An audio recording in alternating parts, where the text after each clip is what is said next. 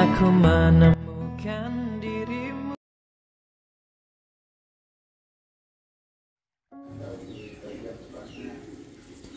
Pernikahan tanpa cinta Ustadz Dingin. Bab 063. Keesokan harinya, saat Alia sedang bersiap untuk mengikuti forum diskusi, seorang peserta perempuan dari pesantren lain menghampirinya. Ustazah Alia, maaf. Tadi pagi saya mendengar kabar aneh dari beberapa peserta. Katanya ada yang menyebar foto-foto lama Ustazah, yang bukan saat di pesantren ini, bisiknya hati-hati. Alia mengerutkan kening. Maksudnya foto lama seperti apa? Saya belum lihat langsung. Tapi kabarnya, seseorang menyebarkan tangkapan layar dari media sosial lama. Katanya itu, sebelum Ustazah berjilbab. Tapi saya yakin itu fitnah. Ustazah Alia orang baik. Saya percaya. Alia terdiam sejenak. Matanya membeku. Lah tahu, masa lalunya sebelum berhijrah memang tidak seindah sekarang. Ia juga tak pernah menyangka, akan ada orang yang mengorek itu. Terima kasih sudah memberitahu saya, ucap Alia tenang. Meski di luar ia tampak kuat, tapi di dalam hatinya mulai bergemuruh. Ia berjalan ke kamar dan membuka ponselnya. Benar saja, ada akun anonim yang mengunggah tangkapan layar dari akun media sosial lamanya, dengan caption yang menyudutkan. Beginikah perwakilan pesantren zaman sekarang? Di panggung bicara syariat, di masa lalu penuh maksiat. Alia menarik nafas dalam-dalam. Wajahnya pucat. Namun ia tidak menangis. Ia tidak marah. Ia hanya kecewa. Bukan pada siapa-siapa, tapi pada kenyataan bahwa di dunia ini, kebaikan seseorang akan selalu diuji kadang bukan oleh musuh, tapi oleh orang yang paling dekat, yang tak rela melihat orang lain bersinar. 2. Alia duduk diam di dalam kamar. Ponselnya tergenggam erat, jemarinya berkeringat. Di layar, unggahan akun anonim itu telah mencapai ratusan komentar.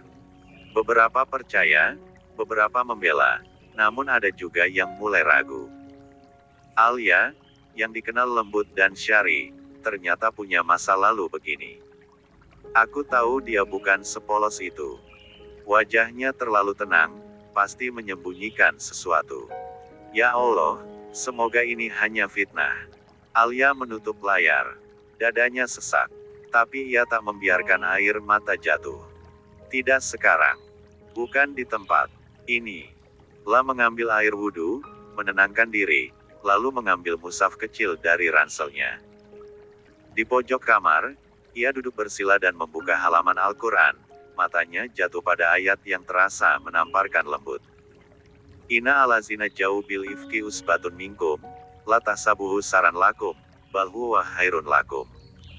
Sesungguhnya orang-orang yang membawa berita bohong itu adalah golongan dari kamu juga. Janganlah kamu kira berita bohong itu buruk bagi kamu. Bahkan itu baik bagi kamu. Qs An-Nur, 11. Alia menghela napas panjang. Ayat itu terasa dikirim langsung padanya. Ia tahu, fitnah adalah ujian. Tapi cara menyikapinya akan menentukan apakah dirinya jatuh, atau naik kelas. Beberapa jam kemudian, forum diskusi kembali berlangsung. Ruangan ramai. Bisik-bisik soal unggahan itu belum reda. Beberapa peserta mencuri pandang ke arah Alia saat ia masuk ruangan. Namun, wajahnya tetap tenang. Langkahnya anggun, tegap, dan tanpa ragu ia mengambil tempat di kursi panelis seperti biasa. Moderator sempat menatapnya ragu, namun Alia hanya mengangguk kecil menandakan bahwa ia siap. Saat tiba gilirannya berbicara, suasana ruangan seketika hening. Semua menunggu apakah ia akan menyinggung soal fitnah itu, atau pura-pura tidak tahu. Alia berdiri, menatap sekeliling, lalu membuka dengan suara pelan namun tegas. Bismillah walhamdulillah. Sebelum saya menyampaikan materi hari ini, izinkan saya bicara sebagai manusia biasa. Sebagai seorang perempuan yang sedang terus belajar menjadi lebih baik. Semua mata tertuju padanya. Ada sesuatu yang viral hari ini, yang menyangkut diri saya. Tentang masa lalu saya. Dan saya tidak akan menyangkal karena itu memang benar adanya. Beberapa orang mulai bergumam. Moderator tampak gugup. Tapi Alia melanjutkan tanpa goyah. Saya bukan lahir sebagai pribadi sempurna. Dulu, saya hidup jauh dari agama. Saya pernah keliru dalam berpakaian, dalam pergaulan. Tapi saya bertobat. Dan Allah menerima taubat saya. Saya memilih hijrah bukan karena ingin disanjung. Saya memilih menutup aurat bukan karena ingin terlihat suci, tapi karena saya sadar, saya tak bisa terus berada di jalan lama. Suara Alia bergetar, namun tetap tegar.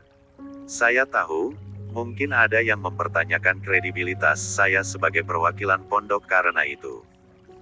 Tapi bukankah Rasulullah sendiri bersabda, setiap anak Adam adalah pendosa, dan sebaik-baik pendosa adalah yang bertaubat.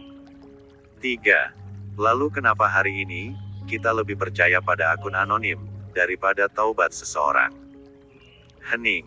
Ruangan benar-benar hening. Alia tersenyum kecil. Kalau hari ini saya dihakimi karena masa lalu saya ikhlas. Tapi saya mohon, jangan ajarkan santri kita bahwa taubat seseorang tak ada nilainya. Karena kalau kita menolak orang yang bertobat, lalu siapa lagi yang akan menyambut mereka? Tepuk tangan perlahan mulai terdengar. Dari 1, lalu 2, dan akhirnya seluruh ruangan berdiri memberi standing ovation. Bahkan moderator yang semula cemas kini terlihat menahan air mata. Di kursi belakang, Ryan tertegun. Sorot matanya menunjukkan rasa kagum yang tak bisa disembunyikan. Tapi di sisi lain, dalam hatinya ia justru merasa kecil karena wanita yang dulu pernah ia sakiti, kini jauh lebih mulia darinya. Malamnya, Alia kembali ke kamar. Kali ini bukan untuk menangis, tapi untuk menenangkan hati dan bersyukur. Namun saat ia membuka ponselnya, sebuah pesan masuk dari nomor tak dikenal. Kamu pintar memainkan kata. Tapi jangan lupa, yang kamu hadapi bukan cuma dunia. Suatu saat, orang akan tahu siapa kamu sebenarnya. Alia menatap pesan itu dengan tenang. Ia hanya membalas singkat, Allah tahu siapa aku sebenarnya. Dan itu sudah cukup. Siang hari itu, suasana rumah Pak Asmi terasa sedikit berbeda dari biasanya. Angin yang hangat menerpa perlahan dari jendela ruang tengah yang terbuka, membawa suara dedaunan dan kicau burung. Di dalam ruangan, Pak Asmi tengah duduk di sofa dengan beberapa kitab tafsir di pangkuannya. Sementara Bu Marwah duduk tidak jauh darinya, menyulam sajadah kecil yang tengah ia tekuni sejak kemarin. Tiba-tiba langkah kaki terdengar dari arah pintu depan. Najwa datang, wajahnya datar namun sorot matanya menyiratkan sesuatu yang tertahan. La mendekat dengan membawa ponsel di tangannya. Abi, ucap Najwa pelan, namun cukup tegas untuk membuat Pak Asmi menghentikan bacaannya dan menoleh. Iya Najwa. Ada apa?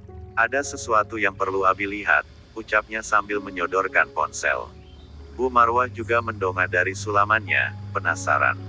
Najwa membuka tangkapan layar dari media sosial.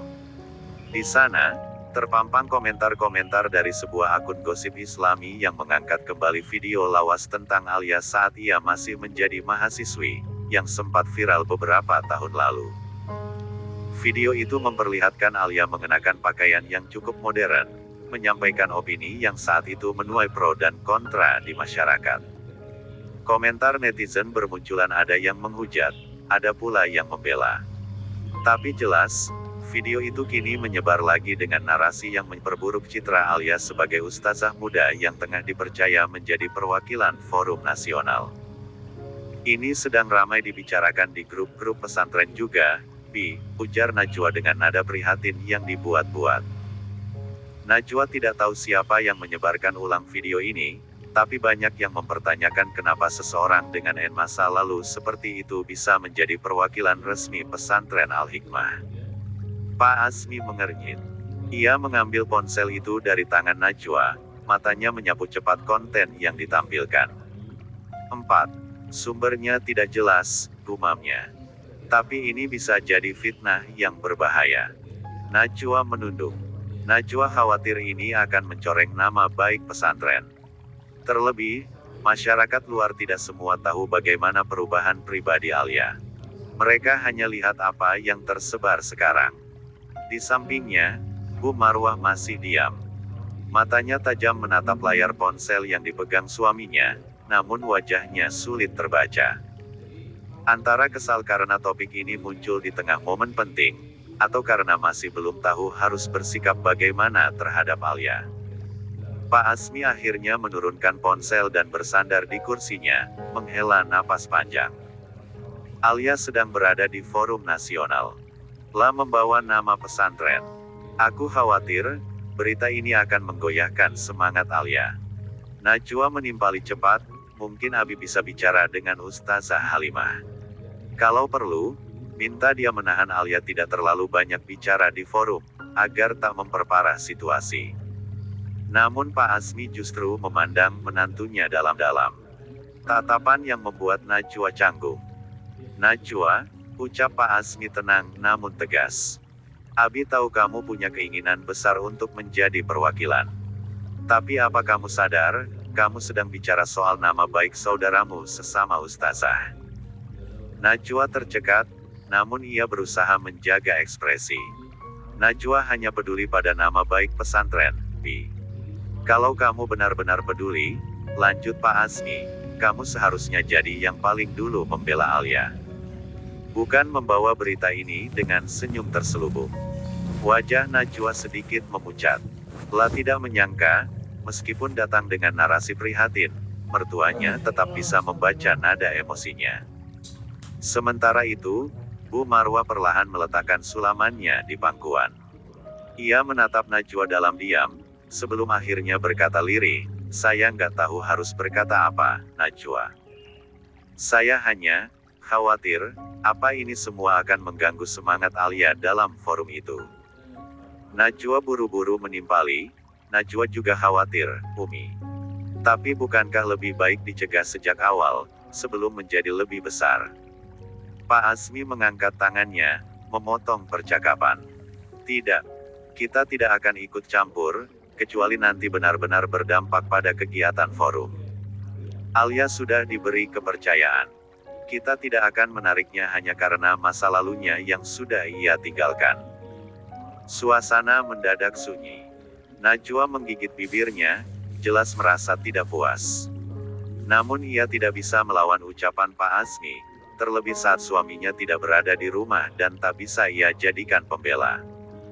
Pak Asmi berdiri dari duduknya, berjalan ke rak buku dan menatap keluar jendela. Ia berkata, semua orang punya masa lalu. Yang jadi ukuran adalah bagaimana ia berubah dan belajar. Kalau pesantren ini ingin mencetak generasi yang penuh hikmah, maka kita harus mulai dari memberi kesempatan kepada mereka yang sungguh-sungguh bertobat dan ingin lebih baik. Suasana sore di tempat forum senat pesantren seluruh Indonesia itu semestinya menjadi momen penuh kesan dan kebanggaan bagi para perwakilan. Tapi tidak untuk Alia. 1 jam setelah sesi diskusi ditutup, dan para peserta kembali ke penginapan, Alia menerima telepon dari suaminya, Fahri. Ia mengangkatnya dengan tangan gemetar.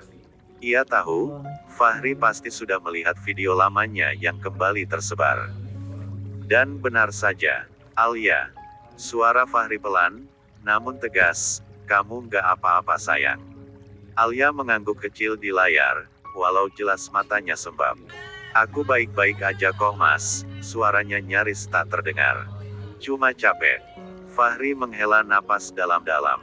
Aku tahu kamu nggak baik-baik aja. Aku lihat videonya. Sayang, kamu harus percaya kalau kamu nggak sendiri, ya. 5. Alia hanya diam. Ia takut suara Fahri akan memicu ledakan emosinya. Tapi justru dalam diam itu, Fahri berbicara lagi, kali ini lebih lembut. Jangan tahan sendiri. Aku tahu ini berat, tapi aku yakin kamu bisa melewati ini. Kamu itu kuat, Alia. Kamu bukan Alia yang dulu. Dan kamu tahu apa? Lah menyandarkan punggung ke sofa di rumah, lalu tersenyum kecil. Aku percaya kamu bisa lewati ini. Bahkan Isa juga. Mendengar nama anaknya, Alia menahan tangis yang hampir pecah. Aku kangen Isa, Mas. Dia tidur tadi, habis makan empasi buatan ibumu. Kamu harus tahu, dia sekarang bisa ketawa sambil melempar sendok. Alia tertawa kecil. Fahri tak berhenti di situ. Kalau kamu ada di rumah sekarang, aku pasti peluk kamu erat-erat. Biar kamu tahu, kamu nggak sendiri. Tapi karena nggak bisa, ya udah. Fahri mengambil bantal besar, memeluknya lalu memasang ekspresi lucu seperti bayi. Anggap ini aku. Alia akhirnya tertawa. Tangisnya berubah jadi senyum. Bodoh. Ryan juga tertawa. Pokoknya kamu jangan cemas. Kalau kamu lelah, sandar aja. Kamu bebas telepon aku kapan aja selama di sana, ingat. Aku bukan takut mereka tahu masa laluku, kata Alia, lebih tenang sekarang. Aku cuma takut, ini akan nyakitin Isa saat dia besar. Dengar ya, masa lalu itu udah selesai.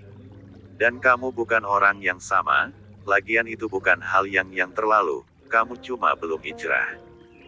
Kalau nanti Isa tanya, kita jawab dengan jujur tapi bangga. Karena uminya orang hebat yang berubah dan belajar. Alia terdiam. Seketika hatinya hangat. Kalau kamu kuat, besok pagi aku kirimin video Isa lagi main bantal, ucap Fahri menggoda. Alia tersenyum lebar, kirim malam ini juga. Fahri tertawa, iya deh, Bu Ustazah. Kamu jangan sedih lagi, ya. Sebelum menutup telepon, Alia berkata pelan, terima kasih ya, Mas Fahri. Kamu selalu datang saat aku butuh. Karena kamu rumahku, Alia. Dan rumah nggak boleh roboh. Malam itu, meskipun jarak memisahkan, Alia merasa dilindungi. Bukan oleh pelukan, tapi oleh kehadiran yang kuat meskipun hanya lewat layar kecil, namun mampu memeluk hatinya. Langit sore di belakang rumah keluarga besar itu cerah. Najwa duduk di kursi kayu halaman belakang yang menghadap taman kecil. Di pangkuannya terbuka kitab tafsir Al-Maraghi, yang tengah ia pelajari dengan serius. Beberapa lembaran catatan tafsir dan pulpen warna-warni berserakan di meja kecil sampingnya. Angin lembut membelai jilbab Najwa. Ia tampak tenang dari luar, walau dalam hati masih menyimpan kecanggungan atas kabar yang sempat viral mengenai Alia. Meski tak pernah mengakuinya, Najwa sedikit menikmati situasi itu. Tapi bukan berarti ia ikut menyebarkannya. Sama sekali tidak. Tiba-tiba langkah cepat mendekat. Najwa. Suara Bu Marwah terdengar keras, nyaris membentak. Najwa menoleh, agak terkejut. Wajah mertuanya tampak merah padam. Aura amarah terpancar jelas dari sorot matanya. Kitab di pangkuan Najwa langsung ia tutup, berdiri setengah bingung. Umi, kamu? Ya. Bu Marwah mendekat, menunjuk langsung ke arah wajah Najwa. Kamu yang sebar ulang video. 6. Alia di internet. Dek. Najwa terdiam sesaat, tidak percaya dengan tuduhan itu. Umi ngomong apa? Saya nyebarin video itu. Suaranya tercekat, kaget sekaligus tersinggung. Jangan pura-pura. Siapa lagi yang paling benci lihat Alia bersinar sekarang? Ilmunya dikagumi, namanya harum di forum, bahkan Ryan memuji dia layak. Bu Marwah menunjuk ke tanah, penuh emosi. Wajah Najwa langsung berubah. Lah menatap tajam mertuanya. Umi serius nuduh saya? Tanyanya dingin, nada mulai naik. Sejelek-jeleknya perasaan saya ke Alia, saya nggak pernah sejahat itu untuk nyebar aib orang. Apalagi aib mantan suami saya. Jangan pura-pura polos. Bentak Bu Marwah. Kamu cemburu, Najwa. Karena semua orang mulai melirik Alia dan bukan kamu. Karena di pesantren, dia yang lebih dihormati, bukan kamu. Astagfirullah. Najwa memutar bola matanya, menahan amarah. Umi bahkan gak kasih saya kesempatan bela diri. Saya dituduh langsung seolah-olah saya penjahatnya. Bu Marwah tidak menggubris. Saya tahu kamu pintar menyembunyikan niat. Tapi saya lebih tahu bagaimana kamu memperlakukan Alia sejak awal. Kamu nggak pernah suka dia. Kamu selalu merasa lebih suci, lebih tinggi. Najwa menggertakkan giginya. Umi tahu nggak betapa sakitnya difitnah sama keluarga sendiri. Saya ini menantu Umi, bukan musuh. Lagian ngapain aku ngurusin hidup Alia, aku punya kehidupan sendiri.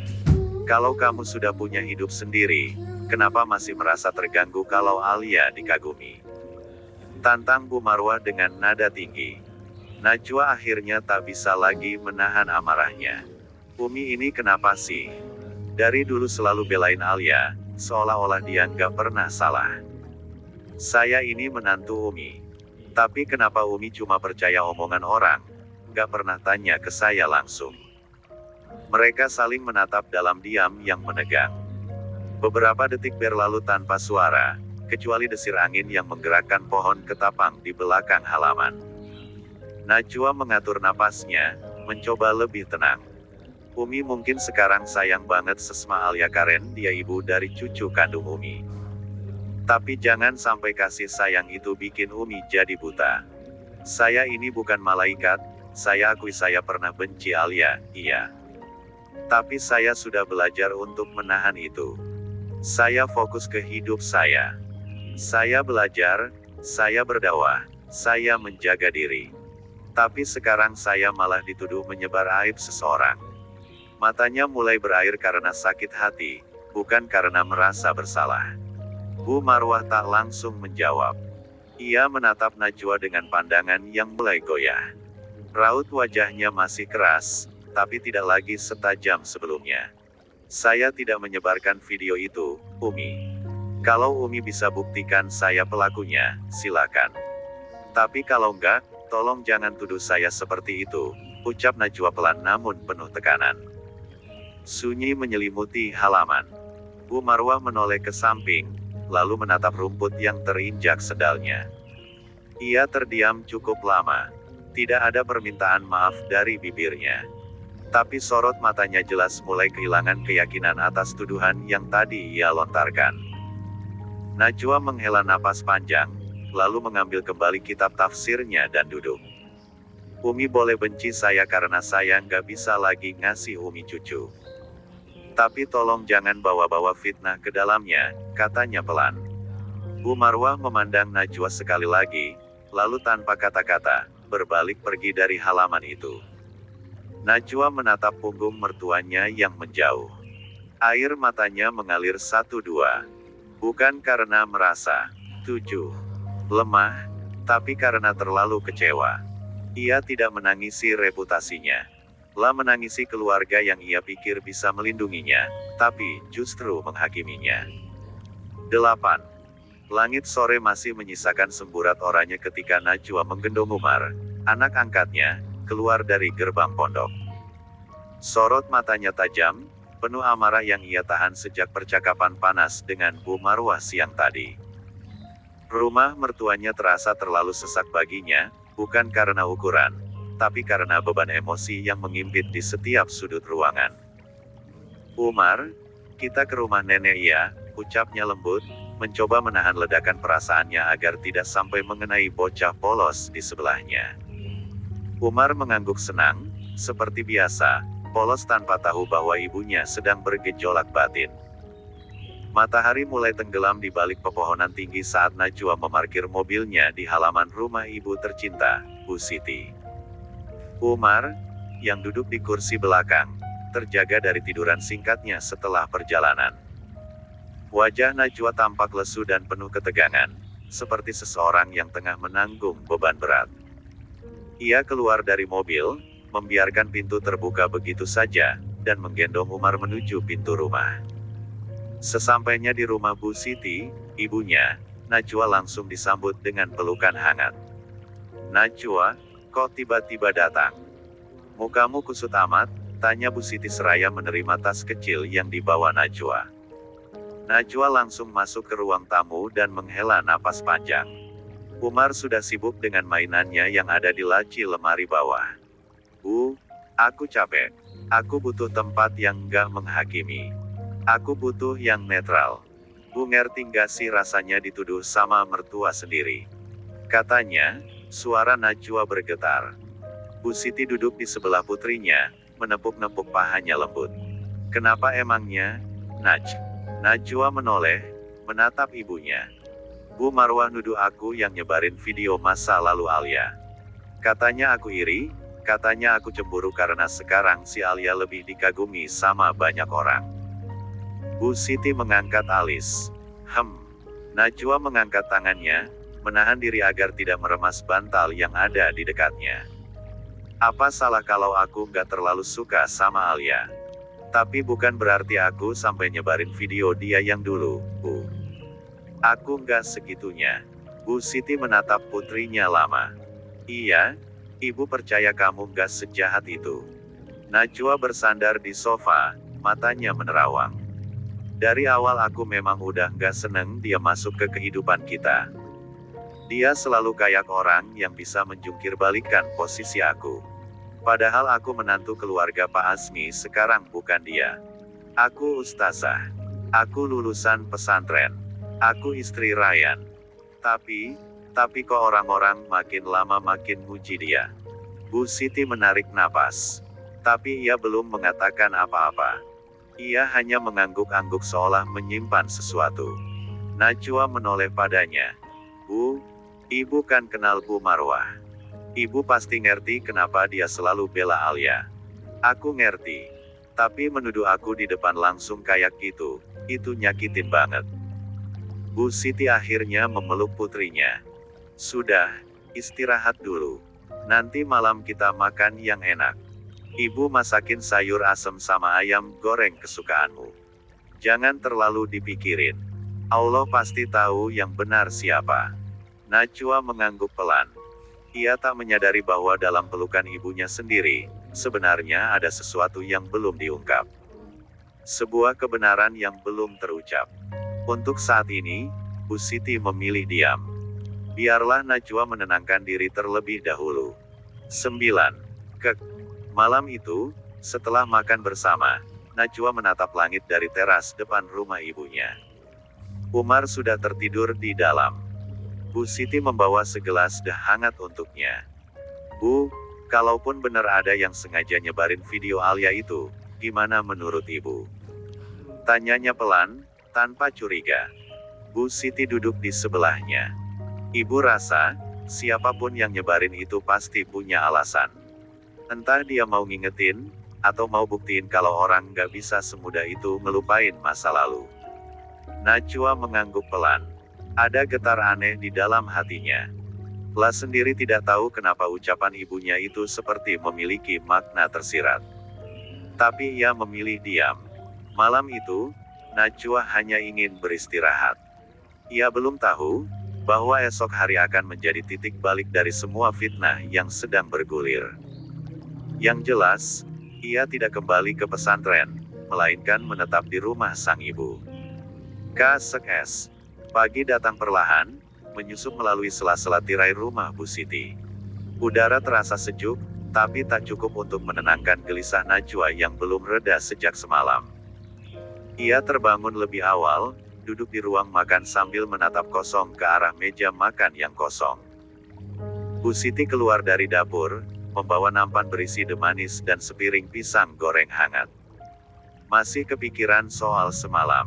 Tanya ibunya sambil duduk di seberangnya. Najwa hanya mengangguk, menyesap teh perlahan. Bu, aku capek. Di sana aku ngerasa kayak bukan bagian dari rumah itu. Seolah-olah, setiap gerak-gerikku selalu salah. Bu Siti tidak langsung menjawab. Ia menatap wajah putrinya, ada rasa bersalah yang mulai tumbuh dalam dadanya. Sesaat ia ragu, tapi akhirnya ia bicara.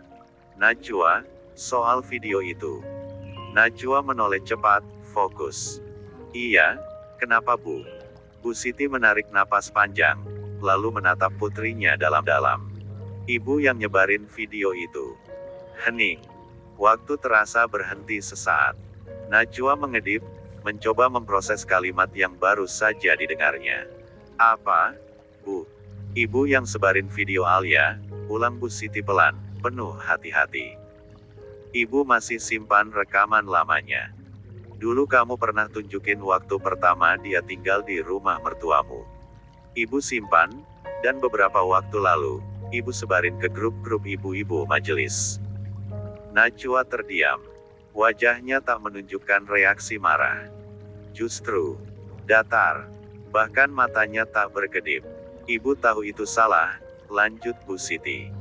Tapi ibu nggak tahan lihat kamu diperlakukan kayak orang asing di rumah suamimu sendiri. Kamu menantu sah, tapi kamu kayak nggak dianggap. Ibu cuma pengen orang tahu siapa Alia yang dulu. Najwa masih diam. Jantungnya berdebar, bukan karena marah, tapi karena perasaan aneh yang muncul dalam dadanya. Perasaan lega. Ya, ia lega. Bahkan, di balik rasa bersalahnya, bibirnya hampir saja tersenyum. Jadi, selama ini, yang dituduh-tuduh Bu Marwa itu, aku, lirihnya akhirnya. Maaf, Najwa. Ibu nggak sangka bakal kayak gini. Ibu kira, orang-orang bakal sadar siapa Alia. Tapi malah kamu yang dituduh. Najwa menggeleng pelan. Ia menatap lantai, lalu mengusap wajahnya. Aku harusnya marah, Bu. 10. Kalau kamu marah, ibu terima. Ibu cuma pengen kamu nggak terus-terusan jadi korban. Selama ini kamu terlalu sabar. Najwa mendengus pelan. Apa aku jahat, Bu? Kalau dalam hati aku seneng. Bu Siti tersenyum kecil, tapi matanya berkaca. Enggak, Nak. Kamu manusia. Kamu udah terlalu banyak nahan. Enggak apa-apa, kamu lega. Yang penting sekarang, kamu tahu siapa yang sayang sama kamu. Najwa menunduk. Dalam hatinya, ada pergulatan yang rumit, antara ingin menegakkan kebenaran, atau membiarkan kebohongan itu bekerja untuk keuntungannya. Ia tidak suka Alia, itu fakta. Tapi apakah benar membiarkan namanya bersih sementara orang lain yang dihantam tuduhan? Bu, ibu tahu ini bisa jadi dosa. Tanyanya tiba-tiba. Bu Siti mengangguk pelan. Ibu tahu. Tapi, kadang, dalam hidup, kita juga harus pilih siapa yang mau kita lindungi. Najwa menatap ibunya lama, dan dalam tatapan itu, ia seperti bercermin, melihat versi dirinya yang lebih tua, lebih nekat, dan lebih berani mengambil risiko. Hari itu, Najwa tidak langsung kembali ke rumah mertuanya. Ia tetap tinggal di rumah ibunya, beristirahat, berpikir, merenung. Di dalam dirinya ada benturan moral yang belum selesai. Namun satu hal pasti, hubungannya dengan Alia takkan pernah sama lagi. Dan kini, ia harus siap menghadapi segalanya, dengan rahasia besar yang hanya ia dan ibunya yang tahu. Sementara itu, pesan-pesan mulai bermunculan di grup-grup WhatsApp Pondok Fitnah semakin meluas, dan Alia kini menjadi sorotan penuh. Tapi tak ada yang tahu, bahwa benih kekacauan itu bersumber dari seorang ibu yang hanya ingin melihat anaknya merasa cukup dicintai. Dan dari seorang anak yang diam-diam merasa puas. 1 minggu telah berlalu sejak forum pesantren se-Indonesia itu resmi dibuka. 1 minggu yang seharusnya penuh kebanggaan dan semangat dakwah bagi para perwakilan dari tiap pondok pesantren ternama. Tapi tidak bagi Alia. Ia justru merasa 2 hari terakhir ini adalah cobaan yang cukup besar bagi harga diri dan ketenangannya sebagai seorang istri, ibu, dan pengajar pesantren. Masa lalunya yang dulu pernah ia kubur rapat, kini diungkit kembali oleh tangan-tangan yang tak bertanggung jawab. Video yang menampilkan dirinya tanpa hijab, dengan gaya remaja masa kini yang menurut sebagian orang, barbar, kembali menyebar di media sosial. Wajahnya kembali dikenal bukan karena prestasinya, melainkan karena kenangan yang seharusnya menjadi pelajaran pribadi. Dan yang membuatnya lebih sakit, video itu muncul bertepatan saat ia sedang mengemban amanah sebagai perwakilan perempuan dari pesantrennya sendiri. Pagi itu, forum resmi ditutup dengan seremoni yang sederhana namun hikmat. Alia tetap hadir dan menjaga profesionalitasnya sebagai seorang utusan, meski matanya sembab dan senyum di bibirnya hanya sekadar bentuk sopan santun. Kini, perjalanan pulang pun dimulai. Mobil pesantren yang mengantar mereka berangkat dulu, kini kembali mengantar Alia dan Ryan pulang. Di dalam kabin mobil yang sejuk, keduanya hanya duduk diam. Hanya suara mesin dan deru AC yang menemani. Sopir yang menyetir tampak paham situasi. Ia menjaga suasana tetap senyap, seolah tak ingin mengusik ketegangan yang melayang di antara keduanya. Alia duduk di dekat jendela, wajahnya tertunduk, memandang jalanan yang berkelebat di balik kaca. Matanya sayu, tatapannya kosong, pikirannya masih mengendap pada kejadian-kejadian kemarin. Ryan, yang duduk di sebelahnya, melirik Alia sesekali. Ada rasa ingin tahu, ada rasa peduli, dan ada pula rasa bersalah. Meski mereka telah bercerai dan masing-masing menjalani kehidupan baru, tetap saja Alia, 11, adalah perempuan yang pernah ia cintai meskipun belum sempat ia utarakan. Dan jauh di lubuk hatinya, mungkin rasa itu belum benar-benar sirna. "Kamu baik-baik aja?" tanya Ryan pelan, nyaris seperti bisikan, seolah takut pertanyaannya justru membuka luka. Alia mengangguk pelan, tanpa menoleh. "Alhamdulillah," jawabnya singkat, dingin tapi sopan.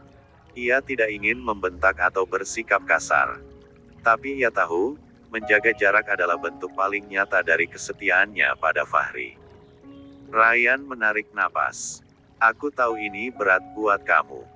Aku juga nggak nyangka, video itu bisa muncul lagi di tengah-tengah acara. Kalau aku tahu siapa yang sebar, aku sendiri yang akan laporkan." Alia masih diam. Ia menggigit bibir bawahnya. Ada segumpal emosi yang ingin ia tumpahkan, tapi tak ingin lepas kendali di hadapan Ryan. "Alia," Ryan mencoba lagi. Suaranya terdengar lembut. "Kamu nggak sendiri. Aku percaya kamu udah jauh berubah. Semua orang juga lihat, selama ini kamu luar biasa. Apapun masa lalumu, kamu tetap orang yang aku hormati." Ucapan itu menusuk, entah mengapa. Alia tahu Ryan tulus. Tapi justru ketulusan itu membuatnya semakin merasa terpojok. La menoleh perlahan, menatap Ryan dengan sorot mata yang tak bisa ditebak. "Terima kasih, Ustaz Ryan. Tapi saya lebih ingin mendengar kalimat itu dari suami saya. Saya akan baik-baik saja. Karena saya pulang ke rumah saya.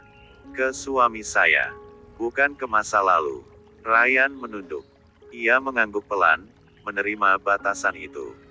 "Maaf," bisiknya lirih. Setelah itu, keduanya kembali diam. Mobil mulai masuk ke lingkungan kompleks rumah keluarga Alia. Sebelum pulang, Alia sudah sempat menelpon Fahri. Ia ingin langsung pulang ke rumah tanpa mampir ke pesantren atau rumah ibunya. Ia hanya ingin satu hal, dipeluk dan diyakinkan bahwa rumahnya adalah tempat ternyaman. Mobil akhirnya berhenti tepat di depan pagar rumah mungil mereka.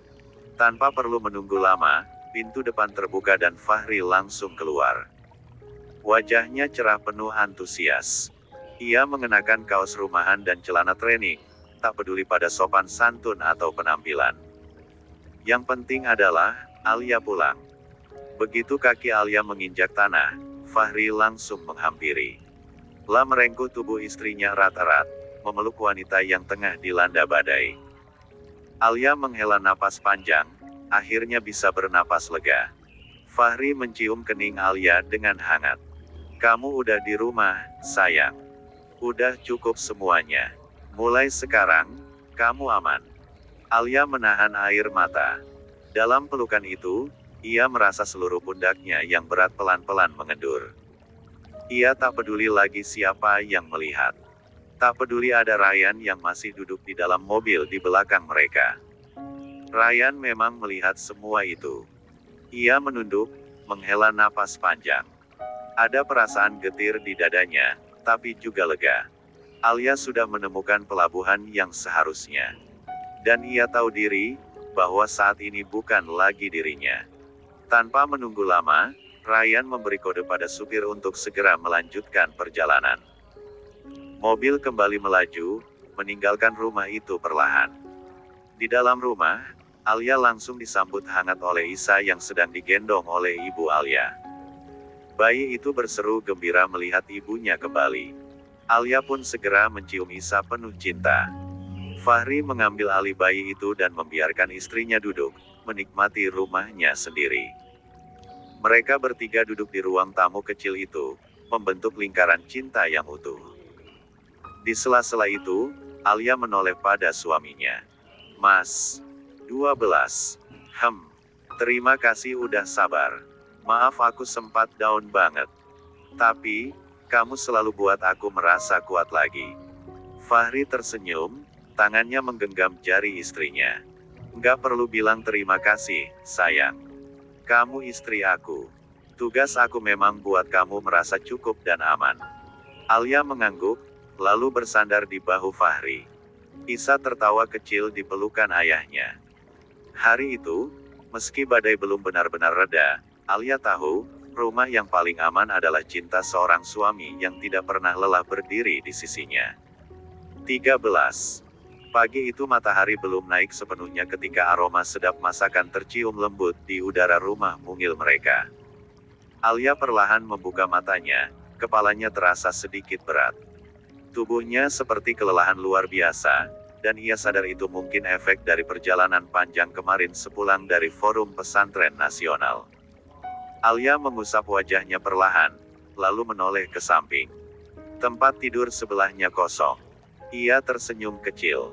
Mungkin Fahri sudah bangun sejak tadi. Ia duduk di tepi ranjang, memijit tengkuknya sebentar sebelum bangkit dan berjalan pelan keluar kamar. Baru beberapa langkah, aroma bawang tumis dan telur dadar menyerbu hidungnya. Ia tahu benar itu masakan kesukaannya, nasi goreng bawang putih dengan telur dadar tipis, lengkap dengan acar dan kerupuk udang. Masakan yang Fahri hanya buat saat Alia sedang benar-benar butuh penyemangat. Begitu tiba di dapur, pemandangan itu langsung membuatnya tak bisa menahan senyum lebih lama. Fahri sedang berdiri di depan kompor, mengenakan kaos oblong abu dan sarung yang digulung di pinggang. Ia tampak begitu serius membalik telur dadar di wajan, sementara di piring sudah tersaji nasi goreng mengepul yang tampak sangat menggugah selera. Alia berdiri di ambang pintu dapur, memperhatikan semua itu dengan mata berkaca. Lelaki itu, suaminya, seseorang yang selalu bisa memberinya ruang untuk lelah tanpa mengeluh, dan menjadi tiang saat dirinya ingin runtuh. Tanpa suara, Alia berjalan mendekat, memeluk Fahri dari belakang dengan kepala bersandar di punggungnya. Masakannya enak banget baunya, bisiknya lirih. Fahri tersenyum, tangan kirinya langsung refleks mengelus tangan Alia yang melingkar di perutnya. Istri habis berjuang, ya suaminya harus menyambut seperti ratu, gumam Fahri. Alia terdiam, tak mampu berkata-kata. Hanya pelukan itu yang ia eratkan. Fahri mencium tangan istrinya, lalu menoleh setengah badan.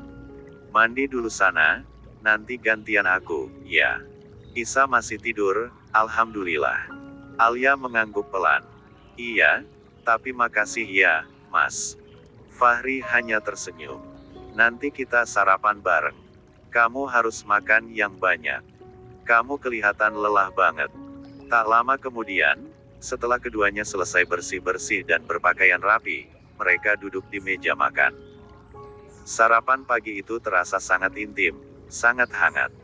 Alia duduk berhadapan dengan Fahri yang sesekali menyuapinya dengan sendok kecil dan mengelus pucuk kepalanya.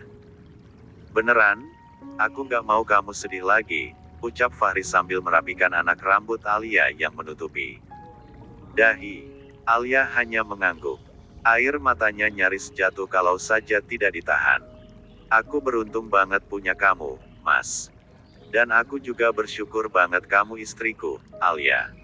Setelah sarapan, mereka menyiapkan perlengkapan mengajar Alia. Isa masih terlelap, wajah mungilnya tampak damai di bantal kecil. Alia menciumnya pelan sebelum mengangkat tas mengajarnya.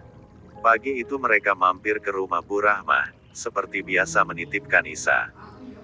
Bu Rahmah menyambut dengan ramah, mengajak Isa bermain sebentar dan memastikan bayi itu dalam kondisi nyaman. 14. Sebelum tiba di pesantren, Fahri menggenggam tangan Alia di dalam mobil. Nanti kalau ada yang ngomongin kamu tentang masa lalu, tentang apapun, jangan diambil hati ya. Fokus aja sama anak-anak santri yang kamu ajar. Mereka butuh kamu, ilmu kamu, hati kamu. Alia mengangguk. Aku sudah siap. Walau sakit, aku sudah banyak belajar dari kejadian kemarin. Saat mereka sampai di gerbang pesantren, Alia menoleh ke arah Fahri dan tersenyum. Aku masuk dulu, Mas. Fahri mengangguk, lalu mencium tangan Alia dengan penuh khidmat. Semangat, istriku yang tangguh. Alia membalas dengan senyum tipis, mencium punggung tangan suaminya, lalu turun dari mobil. Di depan gerbang itu, mata para santri dan beberapa guru lain mulai menatap ke arahnya. Suara-suara kecil mulai terdengar, tapi Alia tetap melangkah tegak, tak sedikit pun menunduk. Dalam hatinya ia ulang pesan Fahri. Fokus pada yang penting. Fokus pada mereka yang membutuhkan kamu, Al. Hari itu Alia kembali mengajar seperti biasa. Ia membuka pelajaran fikih dengan tenang, menjelaskan dengan jelas, meski sesekali ia bisa mendengar gumaman-gumaman kecil dari belakang ruangan. Namun Alia memilih untuk tidak peduli. Baginya, masa lalu tak bisa dihapus. Tapi masa depan masih bisa ia bentuk. Dan hari ini, adalah awal lagi. Di kejauhan, Fahri masih menunggu di dalam mobil selama beberapa menit, memastikan istrinya masuk dan benar-benar kuat. Ia memandangi gerbang pesantren itu sebelum akhirnya menyalakan mesin mobil dan pergi menuju kampus. Sambil menyetir, senyumnya kecil mengembang. Istriku kuat. Dia pasti bisa melewati semua ini. Siangnya, langit pesantren tampak cerah namun suasananya terasa panas dan penuh ketegangan. Alia melangkah masuk ke ruang ustazah dengan langkah tenang, meski hatinya dipenuhi kewaspadaan. Sudah beberapa hari sejak kabar soal video masa lalunya kembali menencuat, dan ia tahu betul, tak semua orang menyambutnya dengan tangan terbuka. Ruang ustazah yang biasanya penuh kehangatan, kini dipenuhi aura tak nyaman. Najwa duduk di pojok ruangan, mengenakan jilbab biru tua dengan wajah datar dan mata yang menatap tajam. Tatapan dingin itu menusuk, membuat beberapa ustazah lain yang tengah duduk terdiam sejenak. Alia tak menyapa. Ia hanya memberi salam sopan secara umum dan langsung duduk di dekat rak kitab, mengambil buku tafsir yang hendak dipelajarinya. Najwa tetap menatapnya tanpa senyum, tanpa bicara. Ada aura perseteruan yang tak disembunyikan. Alia pun tak tertarik memancing konflik. Ia memilih membuka kitab dan mencatat. Namun ketegangan itu tak bertahan lama.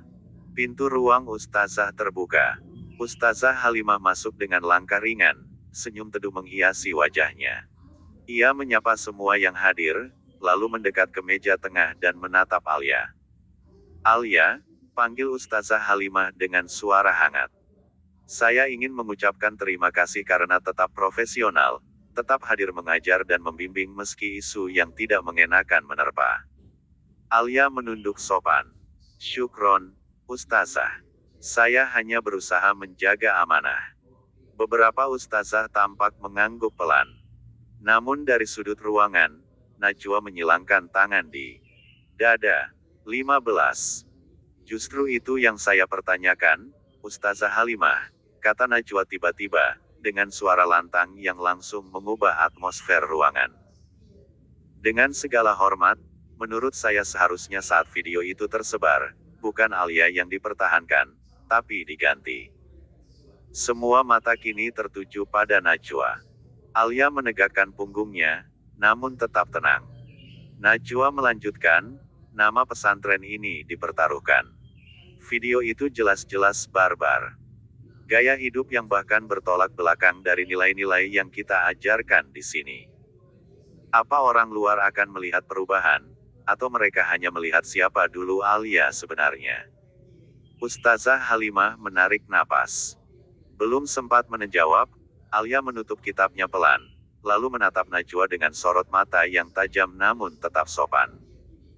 Kalau perubahan tidak bisa dipercaya hanya karena masa lalu seseorang, lantas untuk apa dakwah dilakukan? Untuk apa kita membuka pintu hijrah jika masa lalu selalu dijadikan alat untuk menghakimi? Kata Alia, suaranya tenang namun penuh tekanan. Najwa mendengus pelan. Yang saya maksud. Saya tahu yang kamu maksud, Najwa, potong Alia. Kamu ingin pesantren ini bersih dari mereka yang pernah kotor. Tapi mungkin kamu lupa, semua manusia punya masa lalu. Bedanya, tidak semua dari kita terekam kamera. Ruangan mendadak hening. Beberapa ustazah saling pandang. Alia melanjutkan, dan saya berdiri di sini bukan karena saya suci. Saya di sini karena saya berjuang untuk berubah, dan karena ada yang masih percaya bahwa orang yang bersalah pun layak diberi kesempatan kedua. Najwa mengatupkan rahangnya. Ustazah Halimah menyentuh lengan Alia pelan. Saya memilih kamu bukan karena kamu tanpa celah, Alia. Tapi karena kamu jujur dengan masa lalu dan tetap bertahan meski dihantam ombak fitnah. Itu kekuatan yang jarang dimiliki. Najwa tidak membalas. Tapi sorot matanya makin gelap. Alia bangkit dari duduknya dengan pelan, lalu menatap sekeliling. Saya tidak butuh pembelaan siapapun untuk merasa layak. Saya tahu posisi saya di sini bukan hadiah, tapi tanggung jawab.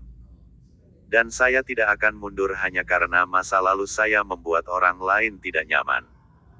Ia pamit sopan lalu melangkah keluar dari ruangan. Tapi sebelum menutup pintu, ia sempat menoleh sebentar ke arah Najwa. Kadang, yang paling keras menuduh adalah mereka yang paling takut cermin mengarah ke diri sendiri. Pintu tertutup pelan.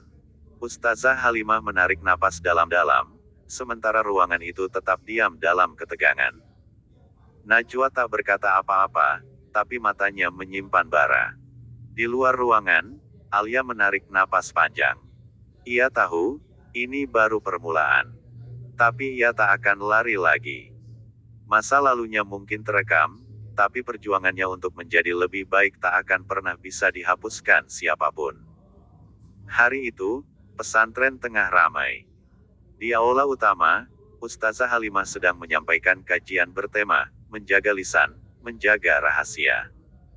Suaranya lantang namun lembut, meneduhkan hati siapapun yang mendengarnya. Namun di sudut lain pesantren, tepatnya di koridor dekat toilet wanita, suasana justru jauh dari keteduhan itu. Bu Siti, mengenakan gamis biru tua dan kerudung renda yang sudah lusuh di tepi, sedang berdiri dekat Najwa, putrinya. Mereka berbicara dengan suara pelan tapi cukup jelas jika seseorang lewat dekat mereka. Ibu cuma takut, Najwa. Video itu sudah menyebar jauh. Bagaimana kalau ada yang tahu ibu yang 16 mengunggahnya dulu? Gumam Bu Siti sambil gelisah melihat ke sekeliling.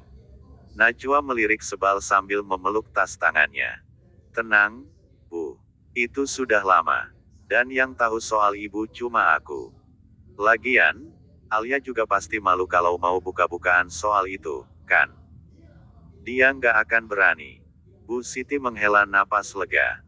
Tapi belum sempat ia melanjutkan, tiba-tiba terdengar langkah cepat dari ujung lorong. Allahu Akbar, astagfirullahalazim. Bu Siti dan Najwa refleks menoleh.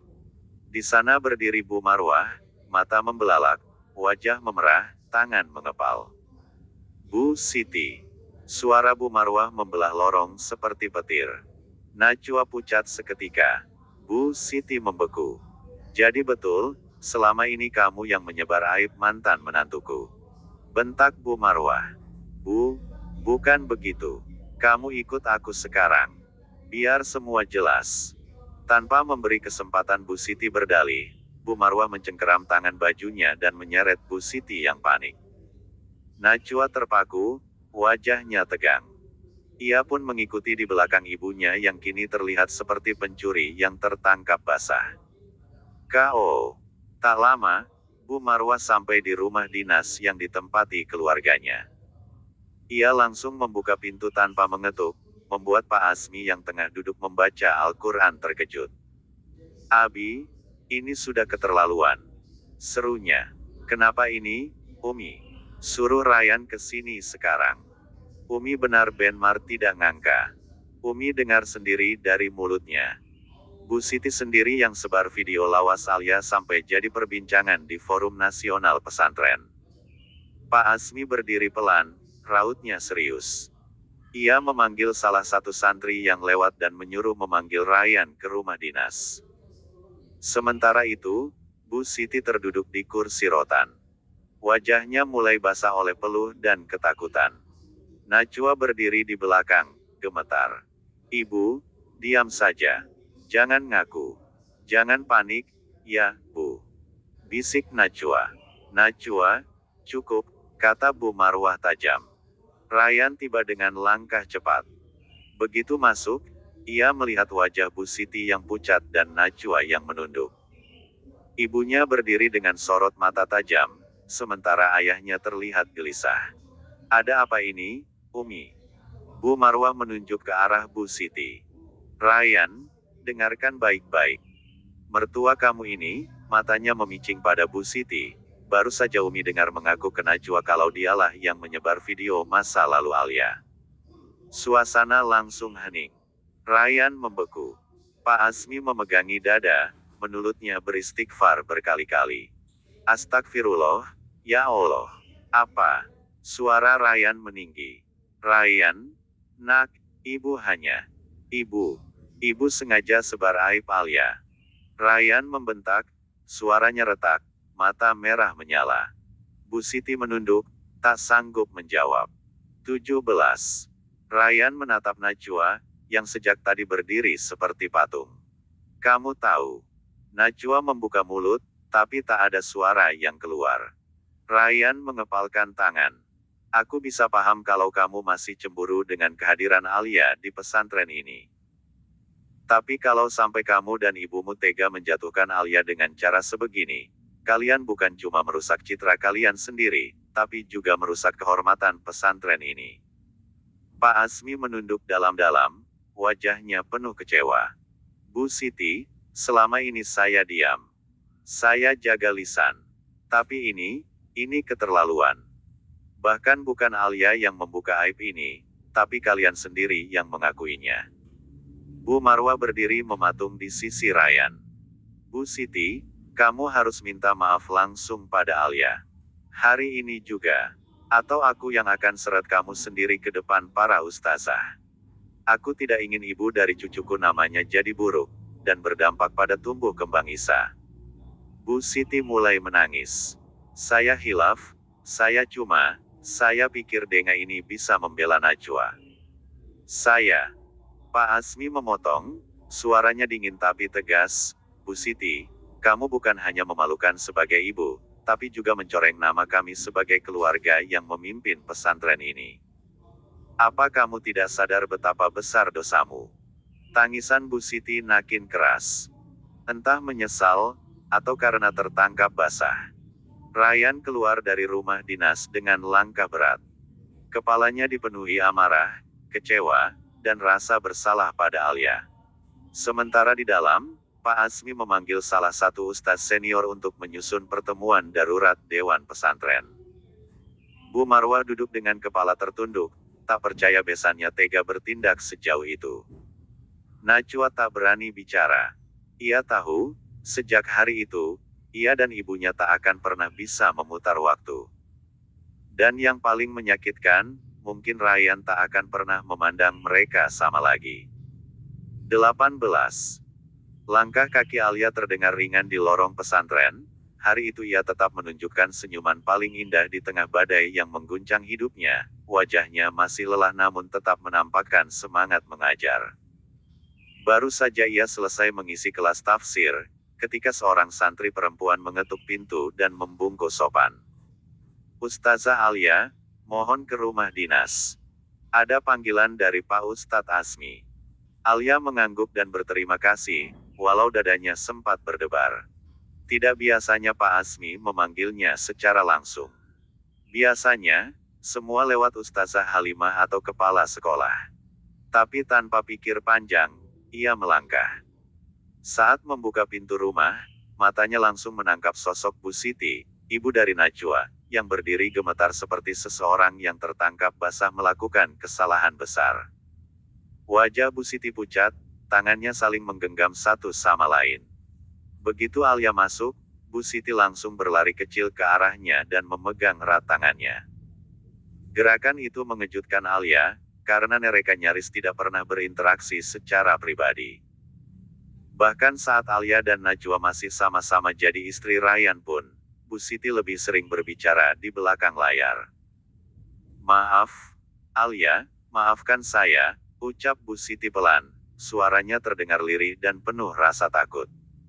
Alia terpaku. Ia menatap tangan Bu Siti yang menggenggamnya erat lalu beralih pada wajah perempuan tua itu.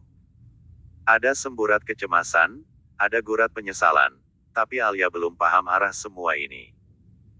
Di pojok ruangan, Pak Asmi duduk ditemani Bu Marwah, Ryan, dan Ustazah Halimah yang duduk dengan tangan bertaut, menatap Alia dengan raut iba. Alia menoleh pada Pak Asmi. "Ada apa, Abi?" Pak Asmi berdiri. Ia mengambil napas panjang, lalu mempersilakan Alia duduk. "Duduklah dulu, Nak Alia. Ada hal penting yang harus disampaikan." Dengan ragu, Alia duduk. Bu Siti masih berdiri di sampingnya, namun genggaman tangannya mulai longgar. Alia menoleh ke semua orang di ruangan itu. Tatapan Ryan tampak marah, wajahnya tegang, sedang Bu Marwah tampak muak dan terus menatap ke arah Bu Siti. Pak Asmi menatap Alia dengan iba, lalu perlahan membuka suara. "Beberapa waktu lalu, saat video masa lalumu tersebar ulang dan menimbulkan masalah besar di forum Senat, kami mengira penyebarnya adalah orang luar. Kami berusaha menutupi, menenangkan situasi, dan mencari tahu siapa pelakunya." Ia berhenti sejenak. "Ternyata, hari ini kami mendapatkan pengakuan langsung." Alia mengernyit. "Pengakuan? Bu Siti?" Pak Asmi menoleh ke wanita itu, mengaku bahwa dialah yang menyebarkan ulang video itu. Dek, seakan dunia Alia terhenti sesaat. Matanya membelalak, mulutnya terbuka tapi tak mampu mengeluarkan suara. Ia menoleh pada Bu Siti dengan tatapan tak percaya. "Apa?" Bu Siti menunduk dalam. "Iya, saya yang menyebarkannya ulang." Alia menutup mulutnya dengan satu tangan, bahunya mulai bergetar. "Kenapa?" gumamnya. "Kenapa ibu lakukan itu?" Tangis mulai memenuhi ruang itu. Bukan hanya dari Alia, tapi juga Bu Siti yang akhirnya menjatuhkan tubuhnya ke lantai, bersimpuh di depan Alia. "Maafkan saya hanya ingin membantu Najwa. Dia merasa terancam sejak kamu kembali ke pesantren, sejak kamu dekat lagi dengan Ryan." 19. "Jadi ibu lakukan itu, karena Najwa." Alia terdengar gemetar, suaranya tertahan, napasnya tak beraturan. "Saya tidak bermaksud membuatmu hancur, Alia. Saya takut Najwa terluka kalau kamu dan Ryan dekat lagi.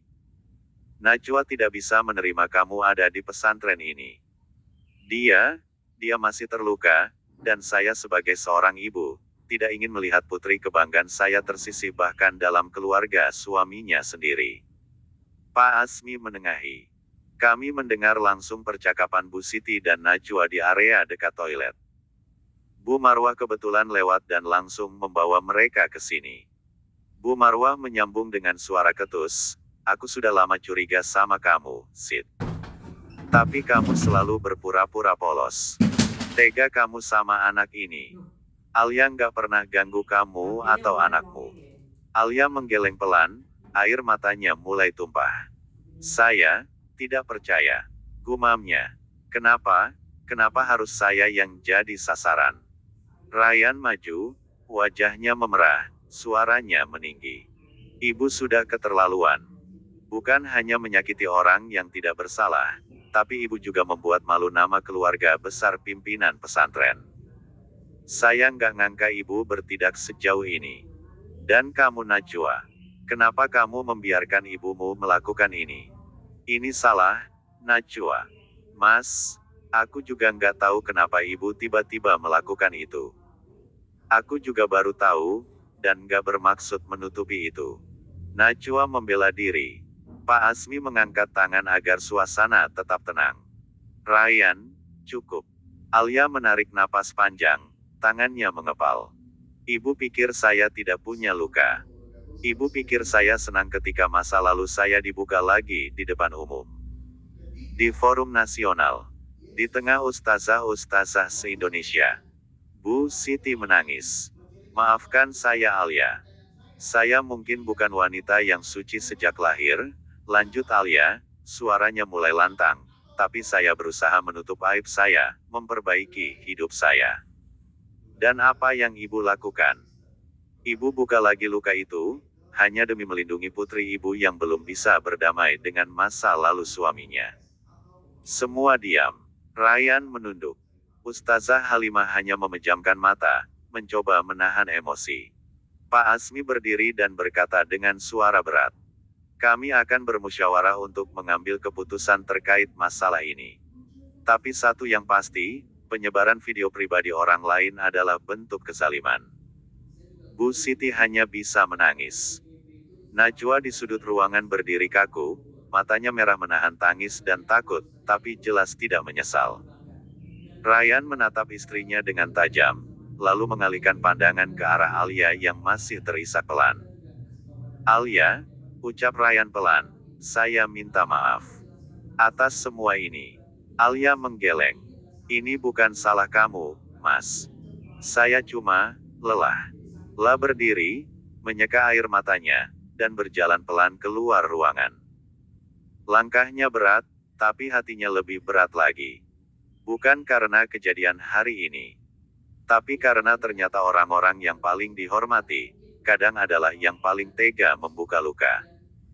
Hari itu Bu Siti dan Najwa baru saja tiba di rumah setelah percakapan panjang dan panas di rumah dinas pesantren. Suasana sepanjang perjalanan terasa membatu. Najwa menyetir dalam diam, sementara ibunya duduk di samping dengan pandangan kosong menatap keluar jendela mobil. Umar sudah dititipkan pada Bu Marwah, dan Najwa memilih untuk tidak kembali ke pesantren sore itu. Ia merasa tak punya tenaga menghadapi semua orang yang mungkin sedang membicarakan keluarganya. Ia butuh 20 waktu untuk berpikir, dan entah mengapa, ia juga ingin memastikan ibunya tidak melakukan hal gegabah lagi. Setibanya di rumah, Bu Siti langsung menjerumuskan diri ke sofa dengan napas panjang yang berat. Najwa duduk di sampingnya, memijat pelipis sendiri. Apa sih, Bu? Kenapa ibu bisa sebodoh itu? Seru Najwa akhirnya. Bu Siti mengerjapkan mata, menatap putrinya yang terlihat letih dan penuh tekanan. Ibu kira aman bicara di sana, ternyata kita lengah nggak tahu Bu Marwah tiba-tiba lewat toilet. Sekarang gimana coba? Najwa memotong, suaranya meninggi. Harusnya dari awal ibu memang nggak perlu melakukan hal itu, aku merasa semuanya memang tindakan yang nggak pantas. Kalau sudah begini, aku pun jadi ikut terseret. Mas Ryan pasti marah besar sama aku. Bu Siti menggigit bibir. Kamu juga tidak suka dia, kan? Jangan pura-pura tidak senang, Najwa. Kamu juga senang saat video itu tersebar. Kamu bahkan senyum-senyum sendiri waktu pertama kali tahu. Ibu yang paling tahu sifat kamu. Najwa tercekat. Wajahnya langsung memerah, antara malu dan marah. Itu dulu. Tapi bukan berarti aku setuju kalau ibu menyebarkan videonya ke grup wali santri. Aku diam kemarin, karena aku memang gak punya tenaga untuk mempermasalahkan itu. Sekarang ini kita semua terjebak. Najwa menekankan kata terakhirnya, menunduk dan menutupi wajah dengan kedua tangan. Hening sejenak.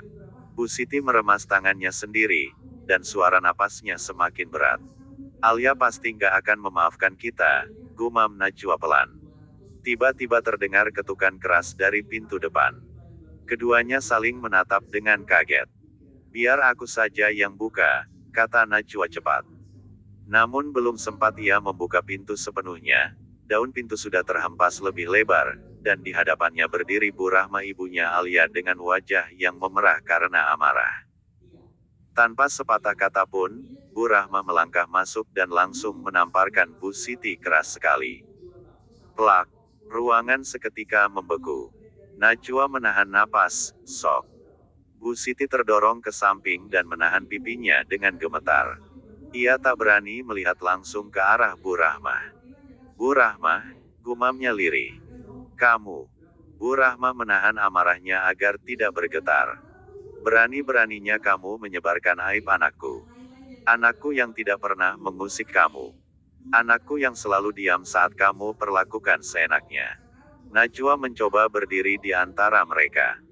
Bu, tolong jangan emosi dulu. Kita bisa bicarakan ini baik-baik. Namun Bu Rahmah malah menunjuk ke wajah Najwa.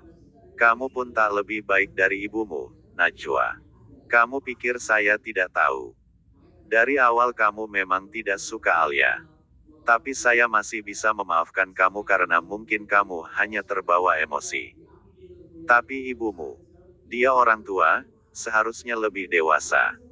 Bu Siti mencoba berbicara, namun Bu Rahmah kembali memotong.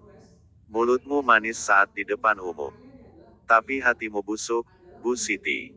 Suara Bu Rahmah bergetar. Kamu tahu apa dampaknya ke anakku? Kamu tahu dia harus menahan rasa malu, rasa bersalah, bahkan menangis di kamar karena merasa semua perjuangannya sia-sia. Bu Siti menggigit bibir. Ia tidak menyangkal.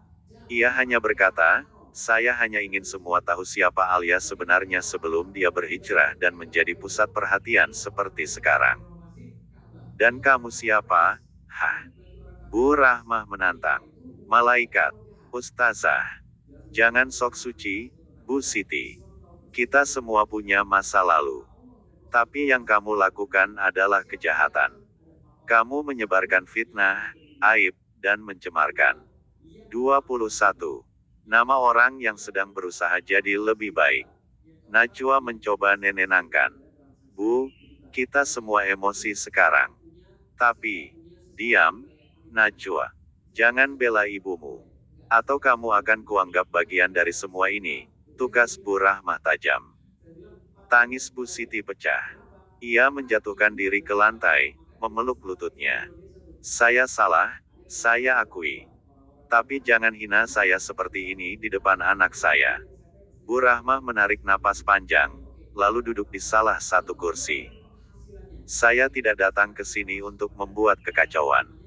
Saya datang sebagai ibu yang anaknya disakiti. Dan kalau kamu tidak segera meminta maaf secara terbuka, saya akan laporkan kamu. Ini bukan sekadar masalah keluarga lagi, Siti. Ini pencemaran nama baik. Najwa menelan ludah. Bu, jangan lapor polisi, Bu. Ibu saya akan bertanggung jawab dan minta maaf sama Alia. Lalu bagaimana tanggung jawabnya? Tanya Bu Rahmah. Alia hampir setiap hari melamun pasca video masa lalu disebar ulang oleh tangan busuk seperti ibu kamu. Suasana mendadak hening. Hanya isak tangis Bu Siti yang terdengar lirih. La mencoba berbicara tapi tak mampu. Najwa mendekat pada ibunya, memeluk dan menunduk pada Bu Rahmah. Saya minta maaf, Bu, atas semua ini. Bu Rahmah memandangi Najwa cukup lama. Minta maaf saja tidak cukup, Najwa. Tapi saya akan beri kamu dan ibumu waktu. Jangan harap saya dan keluarga saya bisa melupakan ini begitu saja. Setelah berkata begitu, Bu Rahmah berdiri dan melangkah keluar rumah. Pintu tertutup dengan keras, menyisakan suasana yang hancur dan sunyi. Setelah kepergian Bu Rahmah, Najwa duduk lemas di lantai. Pandangannya kosong. Ia kini mulai memahami betapa rumitnya konflik yang ditimbulkan oleh satu keputusan sembrono ibunya. Dan meski sebagian hatinya memang pernah menginginkan Alia jatuh, kini yang ia lihat justru kehancuran diri mereka sendiri. Setelah pulang dari rumah Bu Siti, Bu Rahmah mampir ke rumah Alia. Ia mengetahui soal siapa pelaku yang menyebar video anaknya dari Bu Marwah. Alia bahkan tidak cerita apapun. Begitu sampai, Bu Rahmah disambut oleh Fahri yang tengah menggendong Isa sambil menyiram tanaman di halaman depan rumah. Bu, ada apa kok seperti buru-buru begitu? Tanya Fahri mengangkat sebelah alisnya. Ibu mau ketemu Alia, dia ada di rumah kan? Ada Bu, silahkan masuk. Fahri meninggalkan kegiatannya dan ikut masuk bersama sang ibu mertua. Mendengar suara sang ibu, Alia langsung keluar dari kamar. Wajahnya tampak letih, tapi secara emosional. Tumben ibu kesini sore-sore. Padahal sebentar lagi mau maghrib. Tanya Alia seraya duduk di sofa berseberangan dengan sang ibu. Jangan bilang kamu belum beritahu Fahri tentang apa yang terjadi hari ini pesantren, kata Bu Marwah menatap bergiliran anak dan menantunya. Maksudnya apa, Bu? Tanya Fahri bingung. Jadi ibu udah tahu. Alia melirik ke arah Bu Rahmah. Ibu sudah tahu semuanya dan barusan dari rumah Bu Siti untuk kasih dia peringatan, ujar Bu Rahmah masih terbawa emosi dari sana. Tunggu, ini maksudnya apa, Bu? Ada apa dengan Bu Siti dan apa hubungannya dengan Alia? Fahri tidak. 22. Bisa membendung rasa penasarannya jika itu menyangkut sang istri. Biar Alia yang cerita, ujar Bu Rahmah.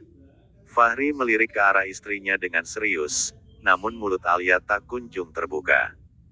Tatapan Fahri semakin menandakan ia ingin dilibatkan. Akhirnya Alia menyerah, padahal ia tidak ingin masalah ini berlarut-larut dan suaminya tahu, karena pasti Fahri akan marah besar. Bu Siti yang sudah menyebarkan video itu Mas, kata Alia. Sesaat suasana hening, Fahri terpaku di tempat, ekspresi wajahnya seperti tidak percaya. Bagaimana mungkin seorang yang selama ini menjadi panutan tapi melakukan hal yang merugikan orang lain? Aku nggak bisa diam aja Alia, Bu Siti sudah keterlaluan. Kalau perlu kita lapor polisi, tukas Fahri. Ia hendak berdiri namun Alia segera menahan suaminya dan menggelengkan kepala, seolah mengatakan, tidak. Mas aku mohon sama kamu, tenang dulu ya. Tenang. Gimana aku bisa tenang Alia, saat kamu dipermalukan seperti itu? Suami mana yang bisa diam saat mengetahui istrinya dipermalukan ketika ia sudah hijrah, kata Fahri. Wajahnya tampak menahan marah, sampai isa dalam gendongannya tidak bisa berkutik banyak. Mungkin bocah itu bisa merasakan bara api yang siap meledak dalam diri sang ayah.